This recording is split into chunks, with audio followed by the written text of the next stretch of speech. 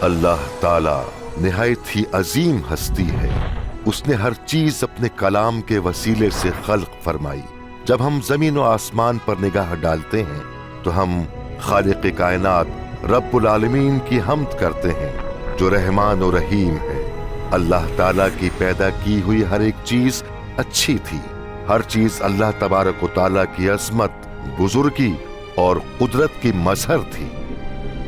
اللہ تعالیٰ نے مختلف اقسام کے پودے اور حیوانات پیدا کیے۔ چنانچہ خالق کائنات نے زمین کی خاک سے دنیا میں سب سے پہلے انسان کا پتلا بنا کر اس میں روح پھونکی اور یوں وہ جیتی جان ہو گیا۔ اس پہلے انسان کا نام آدم تھا۔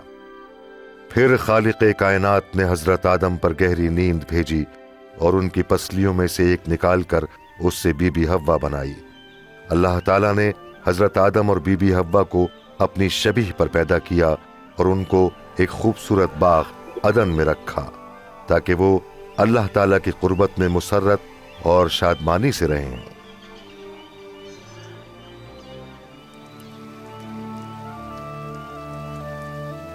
اللہ تعالیٰ نے حضرت آدم سے فرمایا کہ شجر ممنوعہ کے سوا تمام درختوں کا پھل تم کھاؤ، لیکن شجر ممنوعہ کا پھل کھانے سے تم مر جاؤ گے۔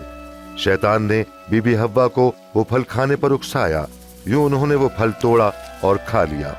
انہوں نے اللہ تعالیٰ کی نافرمانی کی، اس کی وجہ سے اللہ تعالیٰ کے ساتھ ان کا تعلق ٹوٹ گیا، کیونکہ اللہ تعالیٰ پاک ہے اور گنہگار اس کی قربت میں نہیں رہ سکتے۔ اس لیے اللہ تعالیٰ نے حضرت آدم اور حضرت حوا کو جنت ارضی سے نکال دیا۔ ان کی نافرمانی ان کے اور تمام نسل انسانی کے لیے شرمندگی اور موت کا باعث بن گئی۔ اللہ تعالیٰ نے جو غفور الرحیم ہے، نسل آدم کو اپنی رفاقت میں بحال کرنے کا منصوبہ بنایا ہوا تھا تاکہ وہ ہمیشہ اس کی قربت میں رہے۔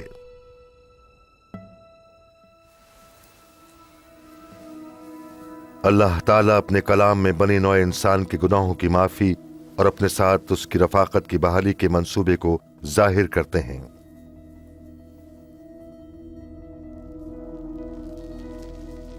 اللہ تعالیٰ نے حضرت ابراہیم پر بھی اپنے منصوبے کا کچھ حصہ ظاہر کیا۔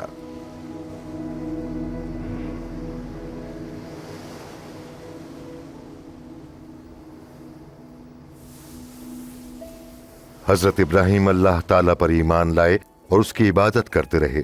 پروردگار عالم نے حضرت ابراہیم کو برکت بخشنے اور ان کے وسیلے سے اقوام عالم کو برکت دینے کا وعدہ کیا۔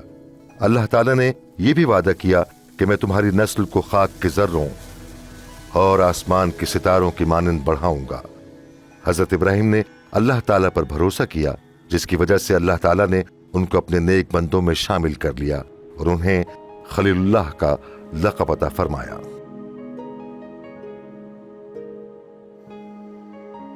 اللہ تعالیٰ نے حضرت ابراہیم کو آزمایا کہ وہ اس کے احکام کی فرما برداری کریں۔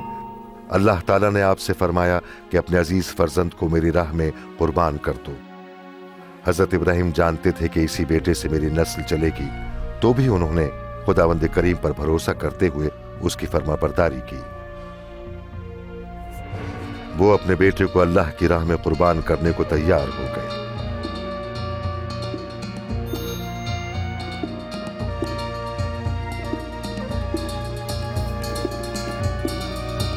حضرت ابراہیم نے چھری اٹھائی تو اللہ تعالیٰ نے فرمایا کہ ابراہیم اپنے بیٹے کو کچھ نہ کہنا، کیونکہ میں جانتا ہوں کہ تم میرا حکم مانتے اور مجھ سے ڈرتے ہو۔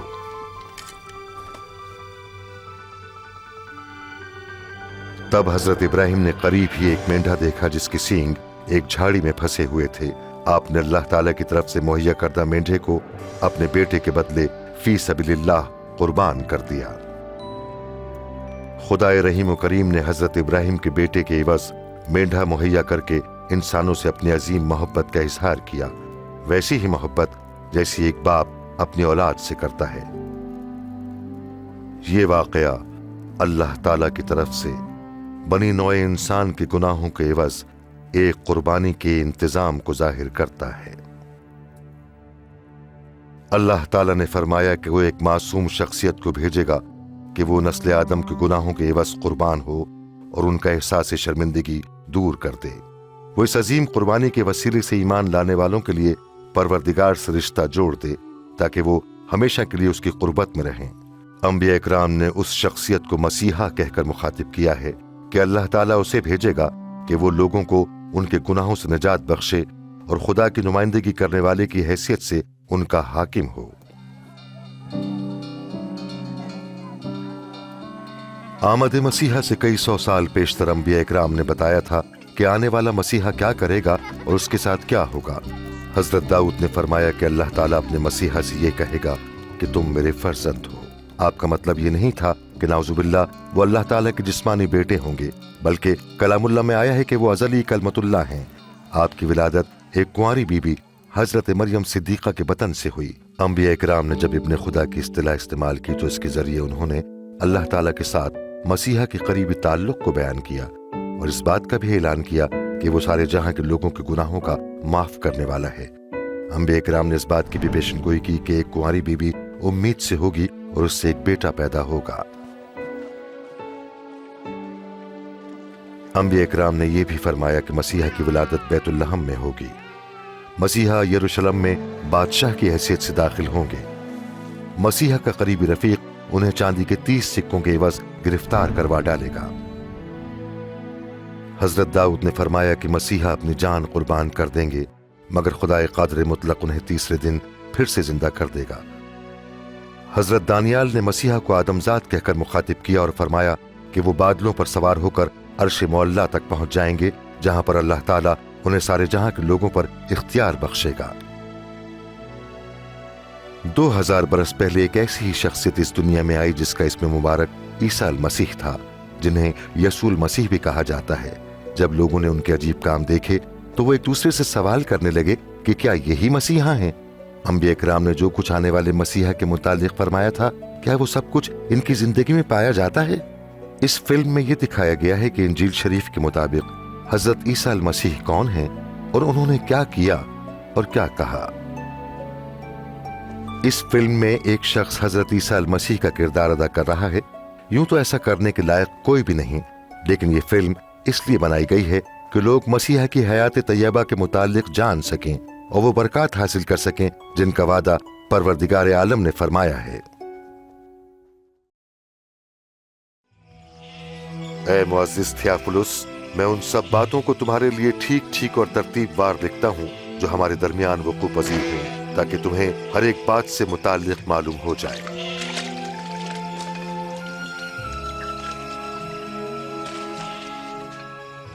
جن ایام میں قیصر اگسطس روم کا حکمران تھا اور ہیرودیس اعظم یہودیہ کا بادشاہ تھا، اس وقت اللہ تعالیٰ نے اپنے فرشتے حضرت جبرائیل علیہ السلام کو ناصرت کی ایک کنواری حضرت مریم صدیقہ کے پاس بھیجا۔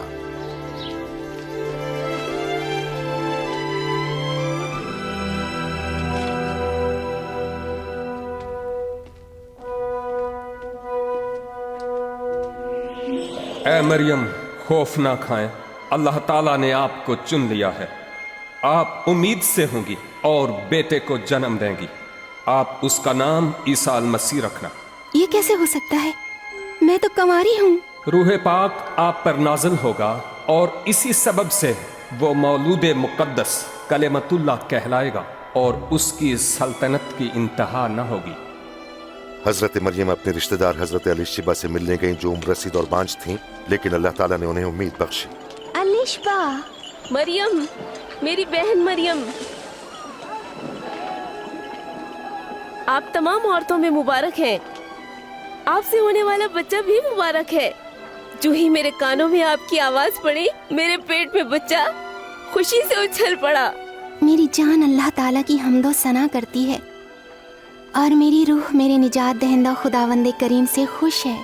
اب سے لے کر آنے والی تمام پشتوں کے لوگ مجھے مبارک کہیں گے۔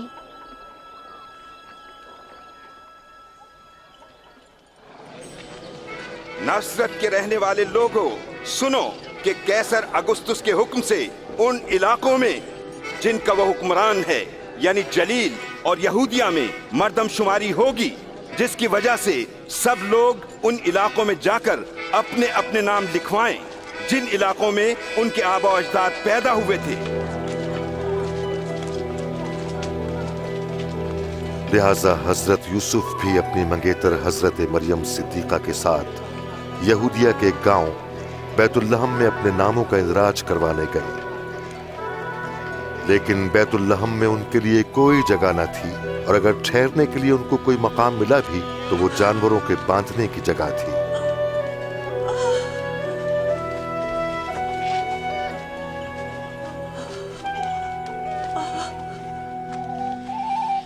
अब मुल्क के इस इलाके में कुछ चरवाहे थे जो रात के वक्त अपनी भेड़ों की रखवाली कर रहे थे।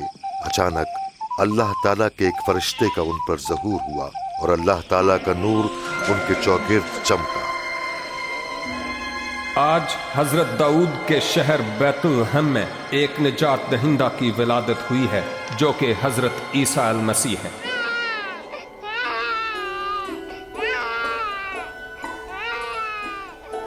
ये चरवाहे इस मासूम बच्चे को देखने के लिए खुरली की तरफ रवाना हुए और निजात दहिंदा की विलादत से मुताल्लिक खुशखबरी सुनाने वाले सबसे पहले लोग ठहरे।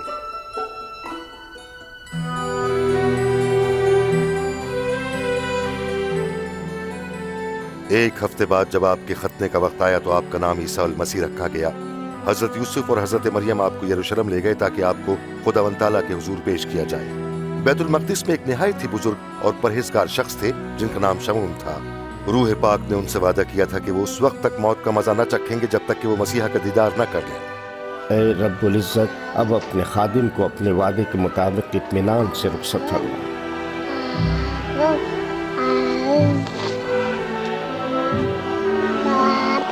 क्योंकि मेरी आंखों ने तेरी नजात को देख लिया है।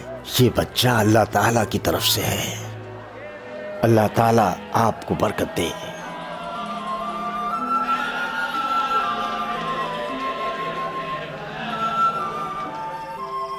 उन्होंने अपनी शरीयत के मुताबिक अपनी जिम्मेदारियों को निभाया। फिर कुछ अरसे बाद वो नासरत में अपने घर की तरफ वापस रवाना हो गए।